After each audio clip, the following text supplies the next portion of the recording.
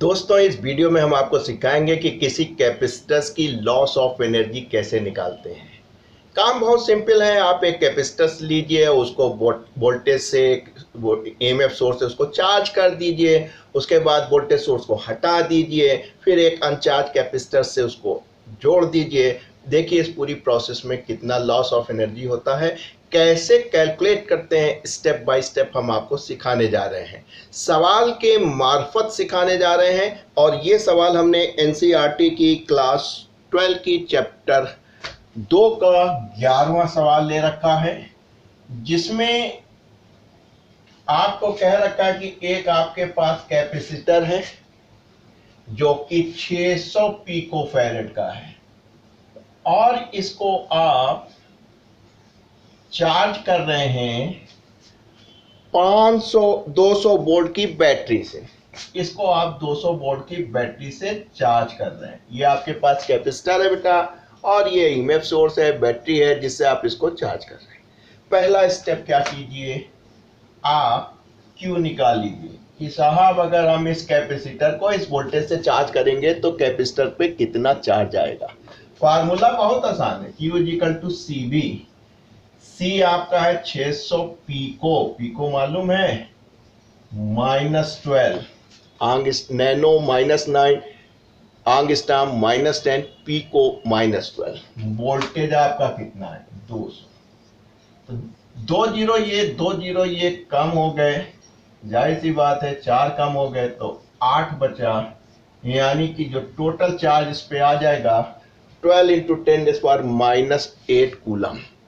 ध्यान रखिएगा, law of conservation of charge कहता है कि चार्ज जो क्रिएट हो गया है इस समय, वो खत्म नहीं होगा, वो कंजर्व करेगा, यानी उतना ही बना रहेगा। अब यहाँ पे एक काम कर लीजिए, क्योंकि आपको लॉस ऑफ एनर्जी निकालना है, तो पहले आप यहाँ निकाल लीजिए कि कितनी एनर्जी इसने स्टोर कर ली इस पूरी प्रोसेस में। तो दूसरा स्टेप था आपका energy store in this process, तो उसको आप इनिशियल एनर्जी कह सकते हैं। आप कह सकते हैं सर हमको फार्मूला मालूम है, हाफ CV²। CV आपको दिया गया है बेटा, कितना है, 600 पिको, एम ए राइट। और वोल्टेज आपके पास क्या है, 200 वोल्ट का है, 1 into 200 into 200, am I right. काम बन गया आपका। आपने कहा सर इससे हम इसको काट सकते हैं, 2 जीरो ये, 2 जीरो ये, 2 जीरो ये खत्म हो गए, यानी इससे 6 जीरो कम हो जाएंगे, 6 दुनाई 12 इंटू -6 जूल। इतनी इसने इनिशियली एनर्जी अपने अंदर स्टोर कर ली।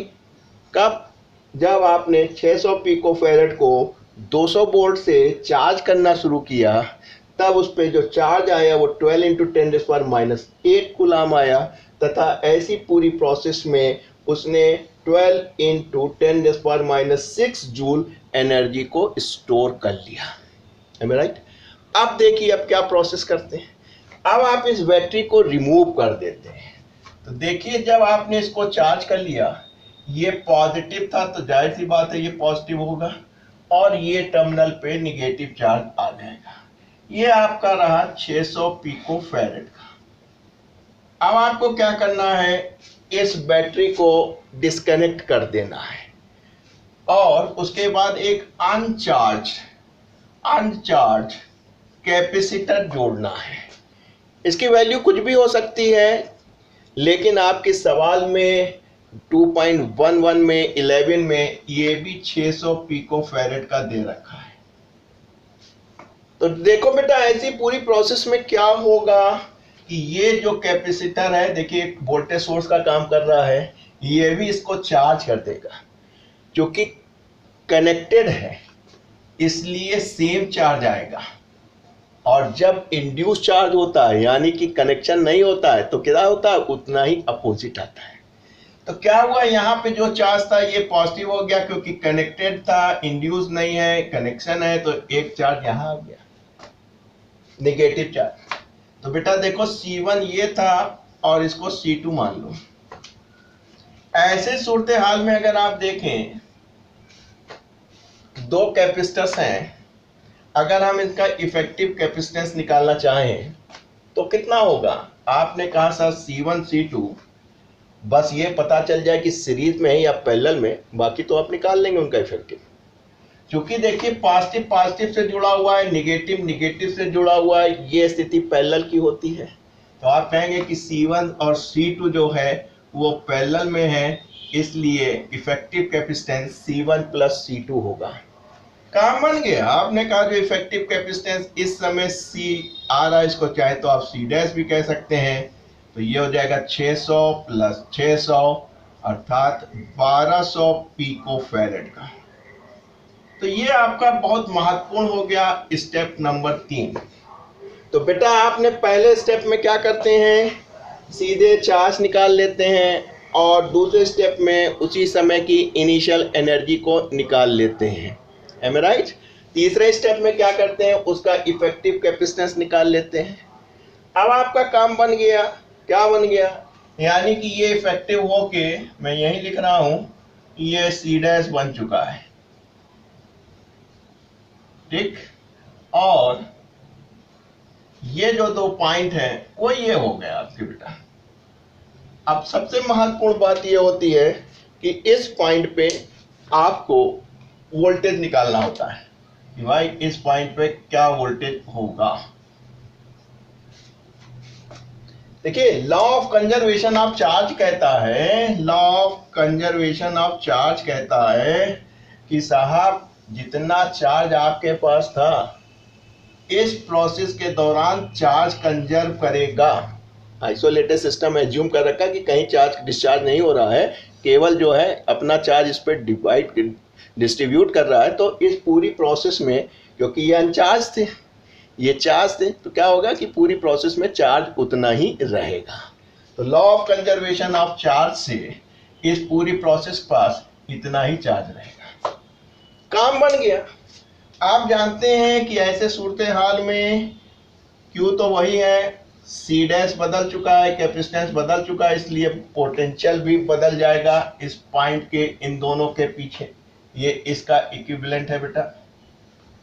इसलिए जो आपको B डैश निकालना है बड़े आराम से निकाल सकते हैं, Q अपॉन C डैश। काम बन गया। आपने कहा सर Q हमारे पास कंजर्व था 12 इंटू 10⁻⁻8 था, अपॉन C डैश कितना आ गया है स्टेप 3 में देखिए 1200 पिको यानी 10⁻⁻12। काम बन गया। इसको काट दीजिए तो ये 1 हो जाएगा, यहां से 2 कम हो गया 10 हो जाएगा, ऊपर चला जाएगा। Am I right? तो B डैश हो जाएगा 10⁻⁻8, यहाँ से 2 कम हो के ऊपर जाएगा 10 हो जाएगा यानी 2। अर्थात आप कह सकेंगे कि ऐसे सूरत हाल में चौथे स्टेप से जो आप निकाल रहे हैं पोटेंशियल अक्रॉस दिस कैपेसिटर, वो आपका 100 वोल्ट का रह जाएगा। तो देखिए जब आपने 200 वोल्ट से इसको चार्ज किया था, फिर इसको आपने बेटा रिमूव कर दिया, उसके बाद अनचार्ज लगाया, क्योंकि ये चार्ज था इसलिए इसने भी इसको चार्ज कर दिया। Law of conservation of charge लगा, तो टोटल चार्ज जो यहाँ पे था वही आपको यहाँ पे भी मिलेगा। साथ में आपने देखा जब ये दो कैपेसिटर्स आपस में जुड़े हैं तो इनका इफेक्टिव निकालना पड़ेगा, देखना पड़ेगा कि सीरीज में है कि पैरेलल में। आप जानते हैं कि जब पॉजिटिव पॉजिटिव निगेटिव निगेटिव होता है तो पैरेलल में होता है, जब निगेटिव पॉजिटिव और पॉजिटिव निगेटिव से जुड़ता है तो सीरीज में होता है। क्योंकि ये पैरेलल में थे तो आप जानते हैं इफेक्टिव C1 C2 हो गया, उससे निकाल लिया और ये निकाल लिया। बेटा अगर आपको C डैश मालूम है इस पूरी प्रोसेस में और B डैश मालूम है तो एनर्जी का तो फार्मूला मालूम ही है, हाफ CV²। तो अगर कैपेसिटेंस और वोल्टेज मालूम है तो फट से आप निकाल लेंगे एनर्जी। एम आई राइट? तो आपने कहा कि सर अगर हमको एनर्जी निकालनी है ऐसे सूरत हाल में, final energy 1/C dash B डैश²।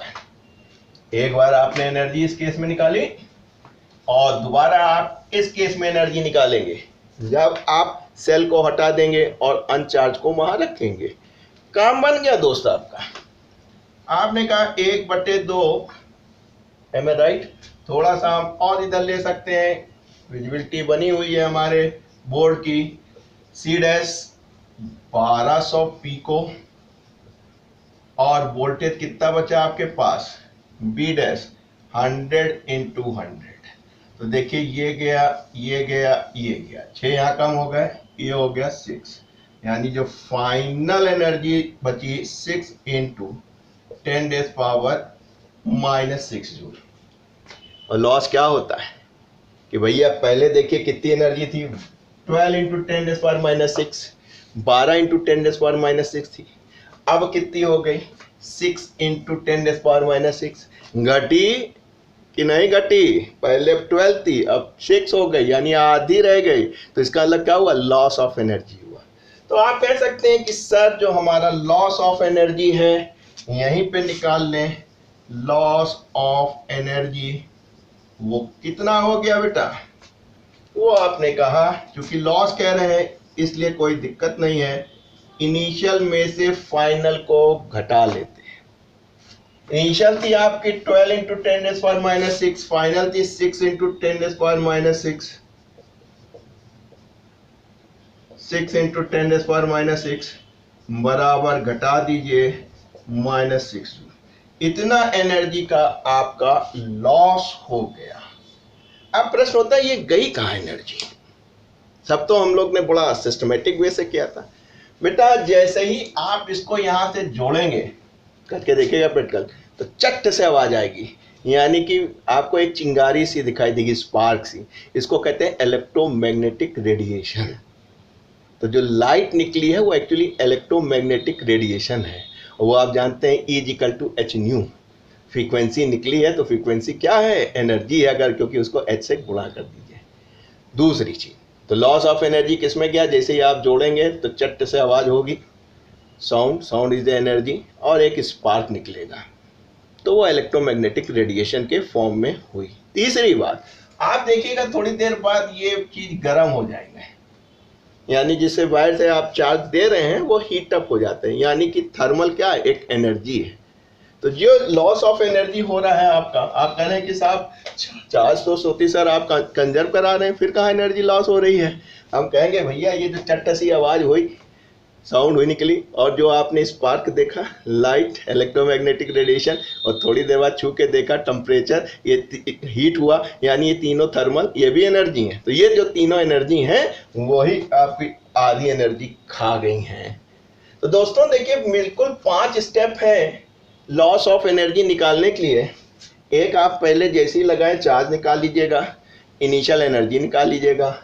दूसरे स्टेप में जैसे ही आप अनचार्ज करेंगे तो आप दिखाई देगा चार्ज हो जाएगा, C डैश निकाल लीजिएगा। Law of conservation of charge लगा दीजिएगा, उतना ही चार्ज है, कहीं हम मान के नहीं चल रहे हैं कि चार्ज का जो है चार्ज जो है कंजर्व करेगा। तो ऐसी स्थिति में Q=C डैश B डैश, फट से यहाँ से आप B डैश निकाल लीजिएगा। तो भैया जब आपने C डैश भी निकाल लिया, ऐसे हाल में B डैश भी निकाल लिया, तो जब ये दो चीज मिल गई तो इस समय कितनी एनर्जी होगी, फार्मूला आपको मालूम है, आपको पता चल गया, तो लॉस निकालना तो बहुत आसान रह गया है। आराम से फाइनल में से इनिशियल घटाइएगा तो आपको लॉस मिल जाएगा। तो दोस्तों ये 5 स्टेप बहुत इंपॉर्टेंट हैं, इनकी थोड़ी प्रैक्टिस कीजिए। इनसे रिलेटेड थोड़े थोड़े और भी सवाल आते हैं कि साहब केवल इसकी बताइए कितनी हुई, इसकी बताइए कितनी हुई। अगर ये 5 स्टेप क्लियर हैं, जिसमें 2 तो बहुत आसान हैं, इसमें बस केवल देखना है कि सीरीज है कि पैरेलल है और B डैश है, इतना आप निकाल लेंगे तो इसके बाद जितने भी सवाल इनके आसपास बन सकते हैं आप सभी कर लेंगे।